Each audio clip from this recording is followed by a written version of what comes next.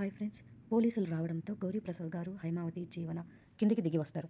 ఏంటి ఇన్స్పెక్టర్ ఇలా వచ్చారని అడుగుతారు. ఒక ముఖ్యమైన పని మీద వచ్చాను సార్ అని అంటాడు పోలీస్ ఇన్స్పెక్టర్.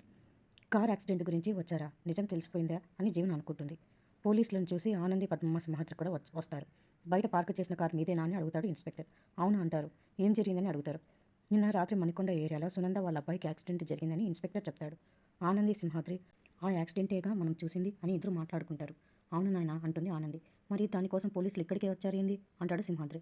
ఎవరికో యాక్సిడెంట్ జరిగితే మీరు మా ఇంటికి ఎందుకు వచ్చారు అని అడుగుతుంది హైమావతి. అది hit and run case madam. Present ఆ అబ్బాయి చావు బ్రతుకుల మధ్య హాస్పిటల్లో ఉన్నాడు.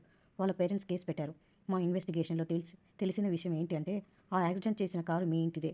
సీసీటీవీ ఫుటేజ్లో మీ కారు రికార్డ్ అయ్యింది చూడండి అని ఇన్స్పెక్టర్ చెప్పగానే అందరూ షాక్ అయ్యి చూస్తారు. నేను దొరికిపోయాను, ఇప్పుడు ఎలా అని జీవన్ అనుకుంటుంది. ఇలాంటి పరిస్థితి వస్తుందని నేను ముందే ఊహించాను అని జ్యోతి అనుకుంటుంది. ఆ డ్యామేజ్ గుడి దగ్గర గోడకు గుద్దుకోవడం వల్ల జరిగిందని జీవన చెప్పిందే అని సూర్య అనుకుంటాడు. అక్కడ లైట్స్ సరిగ్గా లేకపోవడం వల్ల కారులో ఎవరు ఉన్నది గమనించడం కష్టమైంది. నిన్న రాత్రి ఆ కార్ని ఎవరు డ్రైవ్ చేశారో చెప్పగలరా అని అడుగుతాడు ఇన్స్పెక్టర్. ఏంటి చిన్నత్తయ్య గారు ఇది, మన కారు యాక్సిడెంట్ చేయడం ఏంది అని యామిని ఇందుతో అంటుంది. గౌరీప్రసాద్ గారు చెప్తారు. మా కోడలు మనవరాలు నిన్న ఆ కారులో గుడికి వెళ్లారు అని. అయితే మీ ఇద్దరిలో ఎవరు డ్రైవ్ చేశారని ఇన్స్పెక్టర్ అడుగుతాడు. జ్యోతి తనే డ్రైవ్ చేశాను, ఆ యాక్సిడెంట్ చేసింది నేనే అని చెప్తుంది. సారీ మేడం, మా డ్యూటీ మేము చేయాలి అని చెప్తాడు ఇన్స్పెక్టర్. అందరూ చాలా బాధపడతారు. మీ డ్యూటీ మీరు చేయండి అని చెప్తుంది జ్యోతి. నేను జ్యోతిని స్టేషన్కి తీసుకొస్తాను ఇన్స్పెక్టర్ ప్లీజ్ అంటాడు Surya. No problem sir. Inspector వెళ్ళిపోతాడు. జ్యోతమ్మ అని జ్యోతి దగ్గరికి వచ్చి బాధపడుతుంది ఆనంది. జ్యోతి బాధపడుతూ కారులో కూర్చుంటుంది. నీ ప్రేమ నాకు తెలుసమ్మా, అదే నన్ను కాపాడింది. నాకు ఇచ్చిన మాట నిలబెట్టుకున్నావు అని రూమ్లోకి వెళ్తుంది జీవన. ఆనంది జీవన దగ్గరకు వస్తుంది. నిజం చెప్పు జీవన, ఏం జరిగింది అని అడుగుతుంది గంభీరంగా. నువ్వు చూసావు కదా, అర్థం కాలేదా అంటుంది జీవన. జ్యోతమ్మ డ్రైవింగ్ గురించి నాకు తెలుసు, తను యాక్సిడెంట్ చేయదు అని ఆనంది అంటుంది. డేస్ అన్నీ ఒకేలాగా ఉండవు పుట్టి, మన బ్యాడ్ టైం రన్ అవుతున్నప్పుడు ఇలాగే జరుగుతాయి అని జీవన అంటుంది. ఎవరి బ్యాడ్ టైం, జ్యోతమ్మదా నీదా? మా అమ్మను పోలీసులు అరెస్ట్ చేశారు అని ఎంత బాధపడుతున్నాను, నన్ను వదిలే కుట్టి అంటుంది జీవన.